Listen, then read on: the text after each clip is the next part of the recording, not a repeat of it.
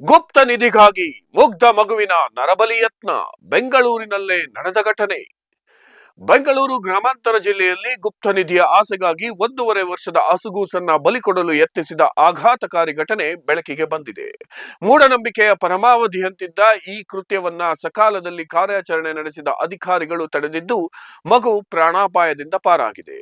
ಹೊಸಕೋಟೆ ತಾಲೂಕಿನ ಸೈಯದ್ ಇಮ್ರಾನ್ ಎಂಬುವರ ಮನೆಯಲ್ಲಿ ಈ ಘಟನೆ ನಡೆದಿದೆ.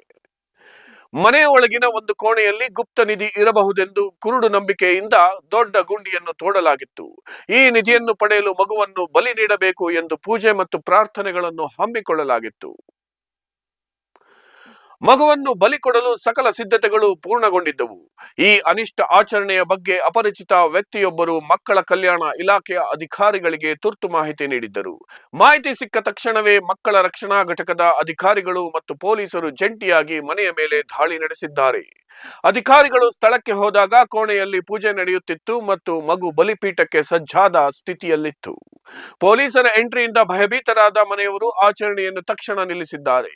ಪೊಲೀಸರು ಕೂಡಲೇ ಮಗುವನ್ನು ತನ್ನ ವಶಕ್ಕೆ ಪಡೆದು ಸುರಕ್ಷಿತವಾಗಿ ರಕ್ಷಿಸಿದ್ದಾರೆ. ಘಟನೆಗೆ ಸಂಬಂಧಿಸಿದಂತೆ ಸೈಯದ್ ಇಮ್ರಾನ್ ಮತ್ತು ಇತರರ ವಿರುದ್ಧ ಪ್ರಕರಣ ದಾಖಲಿಸಿಕೊಳ್ಳಲಾಗಿದ್ದು ತನಿಖೆ ಮುಂದುವರೆದಿದೆ. ಸುಶಿಕ್ಷಿತ ಸಮಾಜದಲ್ಲೂ ಇಂದಿಗೂ ಇಂತಹ ಅಮಾನವೀಯ ಮೂಢನಂಬಿಕೆಗಳು ಜೀವಂತವಾಗಿರುವುದು ಸಾರ್ವಜನಿಕರಲ್ಲಿ ಆತಂಕ ಮೂಡಿಸಿದೆ. ಅಧಿಕಾರಿಗಳ ಸಮಯ ಪ್ರಜ್ಞೆಯಿಂದಾಗಿ ಒಂದು ಮುಗ್ಧ ಜೀವ ದೊಡ್ಡ ಅನಾಹುತದಿಂದ ಪಾರಾದಂತಾಗಿದೆ.